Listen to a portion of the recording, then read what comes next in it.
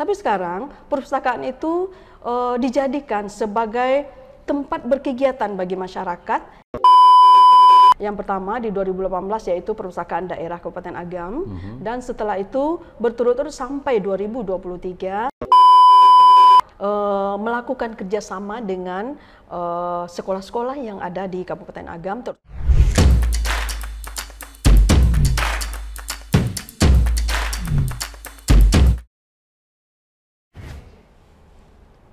Assalamualaikum warahmatullahi wabarakatuh.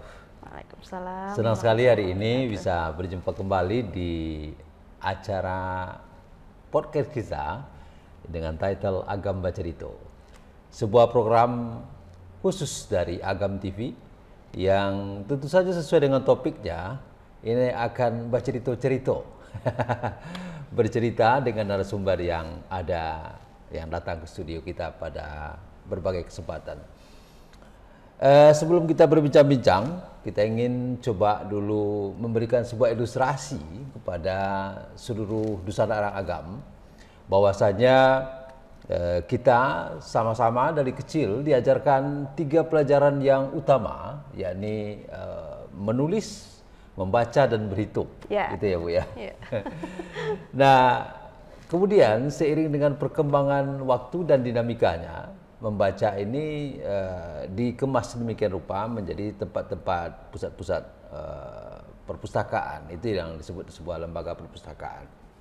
Nah, seiring dengan perkembangan waktu juga, sekarang terjadi dinamika yang luar biasa, sehingga minat orang untuk berkunjung ke tempat-tempat perpustakaan itu juga semakin berpengaruh.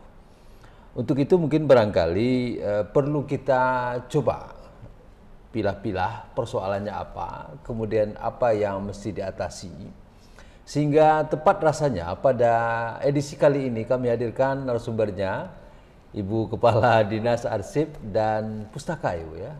Ya. Perpustakaan. Perpustakaan Kabupaten Agam. Selamat datang Ibu di podcast kami, Agam Bacarito. Dan seperti ilustrasi yang kami sampaikan tadi di awal, Ibu sebagai Kepala Dinas Arsip dan Perpustakaan tentu juga menyikapi persoalan-persoalan ini supaya minat baca itu tetap tinggi, kegairahan orang untuk berkunjung ke perpustakaan itu juga meningkat. Mungkin ada kiat-kiat yang dilakukan atau pola-pola yang dilakukan oleh Dinas Arsip dan Perpustakaan Kabupaten Agam secara teknis, dan tentu saja di bawah komando Bupati kita, Bapak Dr. Haji Andri Warman MM. Mungkin Ibu Roza bisa menjelaskan kepada kita, kami persilakan.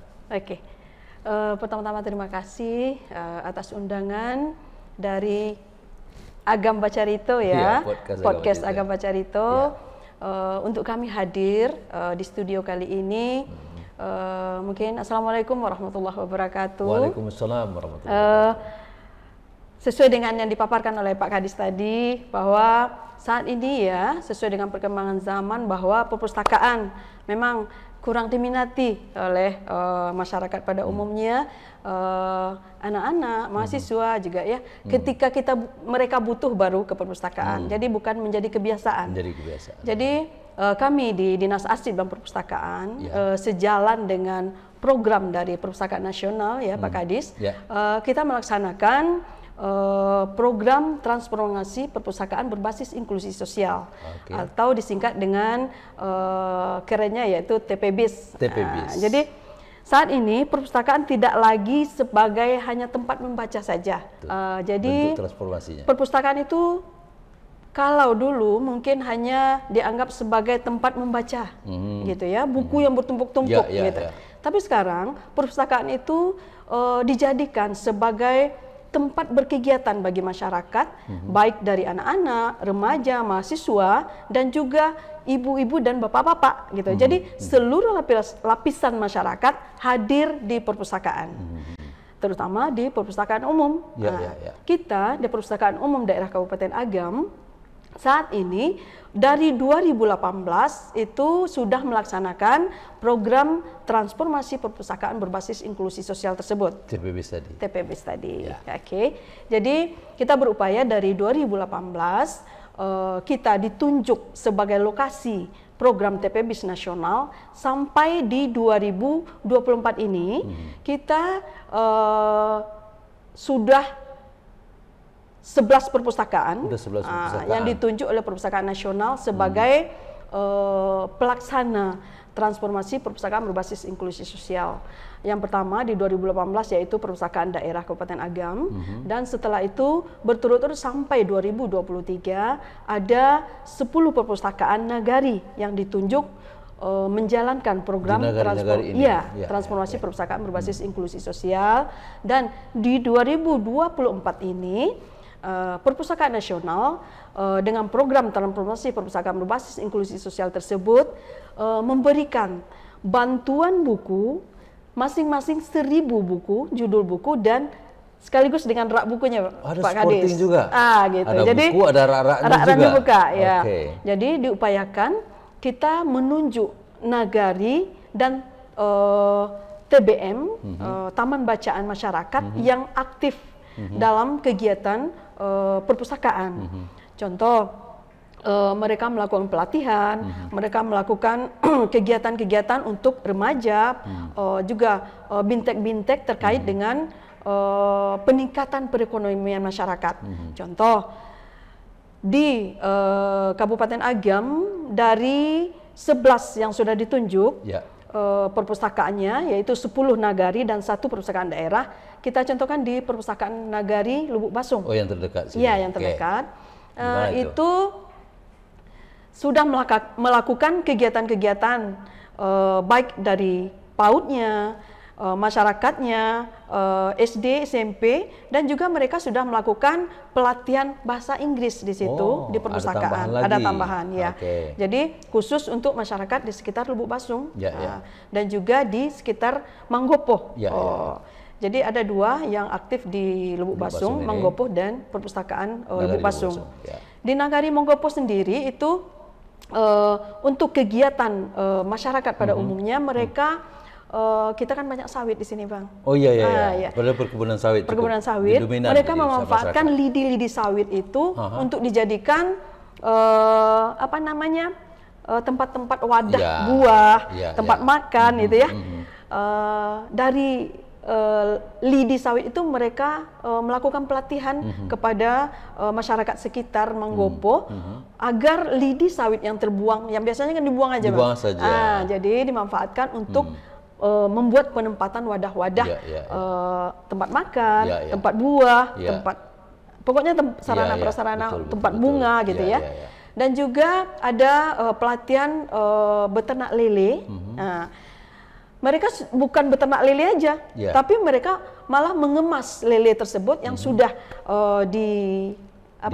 dibakar, diasapi atau diolah. Mereka olah dan mereka jual gitu. Jadi ada packagingnya juga. Packagingnya juga ya. Itu kerjasama mereka dengan Perindak ya.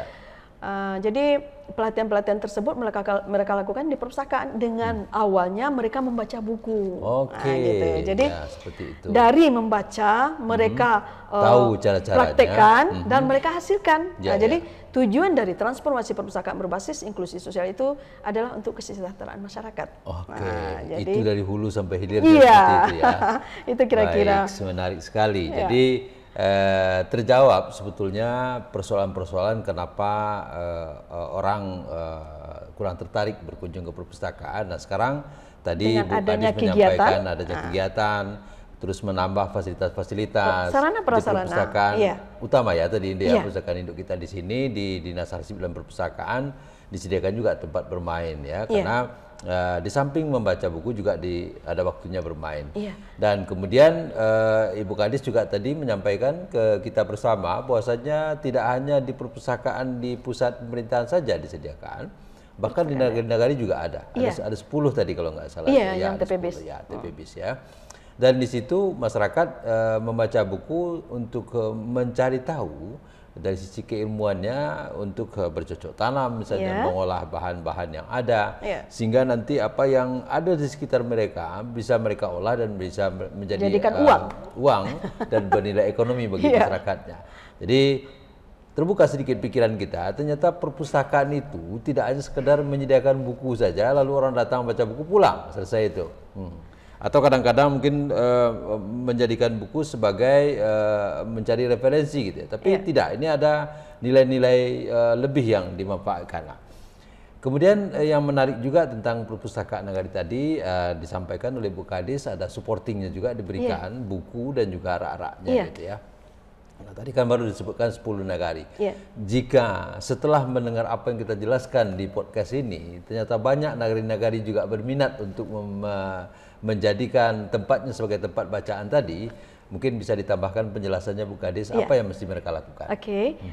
Jadi untuk tahun 2024 ini baru kita mendapatkan untuk 19 perpustakaan nagari dan 16 TBM yang mendapatkan bantuan 1000 buku bermutu dari Perpustakaan Nasional lengkap dengan rak bukunya.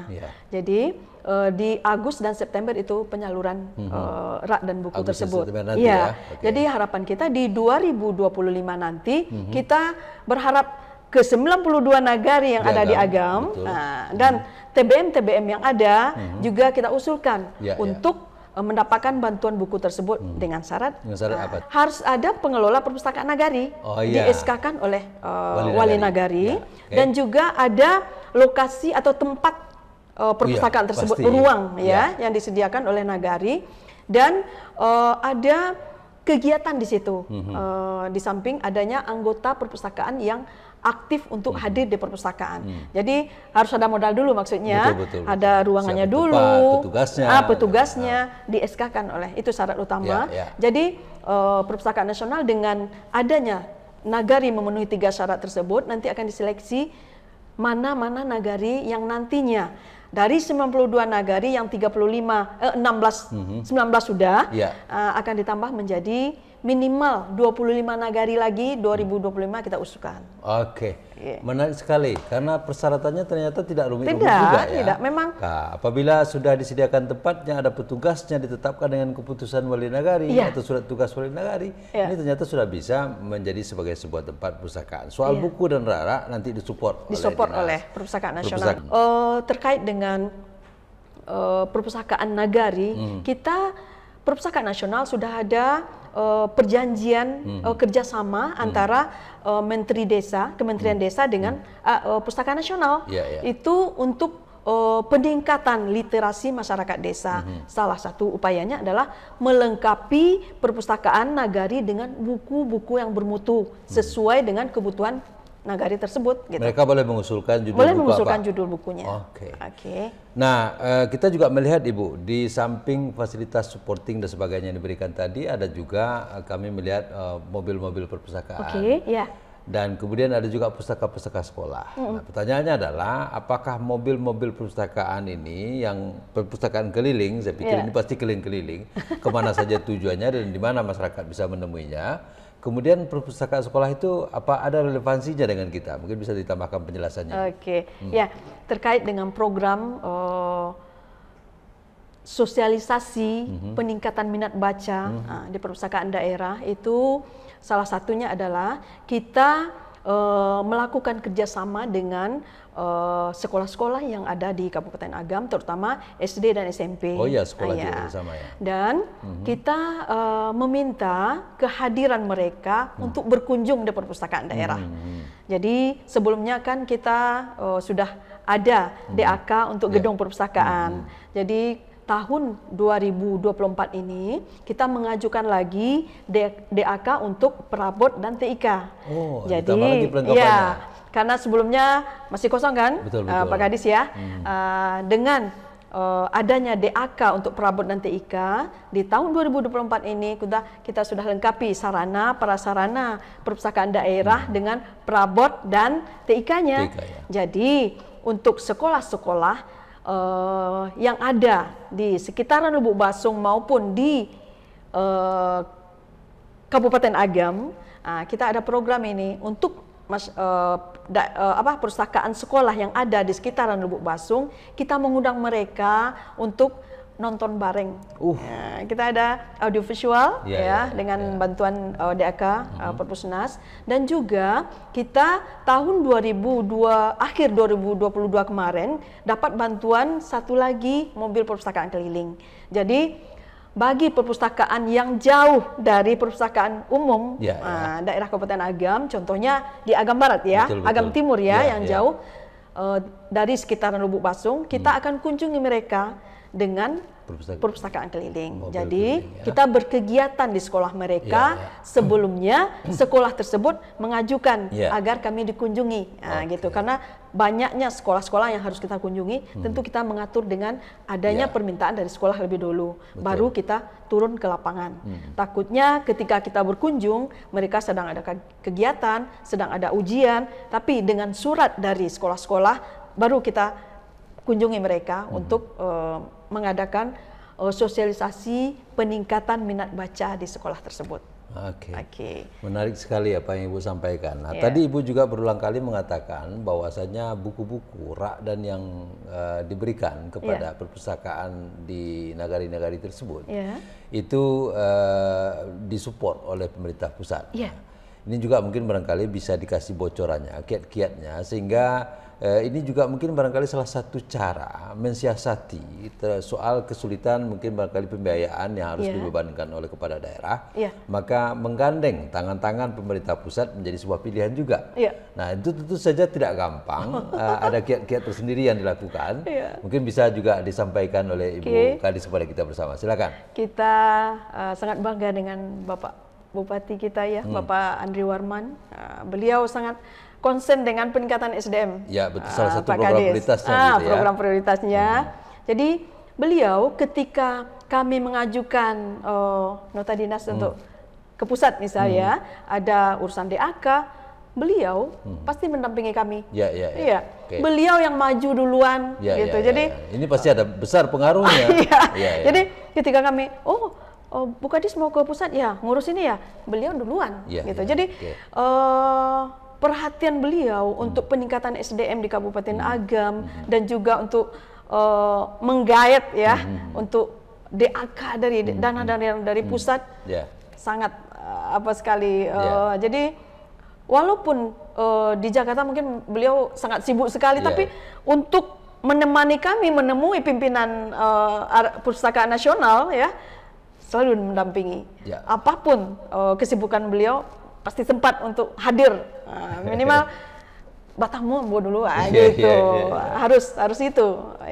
Baik, makasih luar biasa perjuangannya, dan ini terakhir mungkin barangkali tidak pertanyaan, sebuah pemikiran juga muncul bagi saya, karena studio Agam TV ini berada di gedung Arsip dan Perpustakaan Kabupaten Agam. Nah, mungkin tidak ada salahnya ke depan kita coba kembangkan lagi untuk siswa ataupun pengunjung perpustakaan. Kita libatkan di dalam dunia podcast kita. Mungkin nanti juga bisa sebagai bintang tamu ataupun jadi hostnya. Namun tentu saja ini sebuah proses juga yang harus kita lakukan supaya konsistensi kualitas produksi kita juga harus kita jaga gitu. Dan tentu saja anak-anak juga diberikan kesempatan untuk mengenal lebih banyak, minimal mengetahui bagaimana cara penyajian media komunikasi seperti ini, karena mereka tentu saja akan semakin lengkap, komplit. Tidak hanya sekedar membaca, mengetahui isi buku-buku yang mereka baca, tapi juga mereka memiliki kemampuan komunikasi yang baik. Itu tentu saja sebuah PR bagi kita bersama. Deal? Oke, Pak.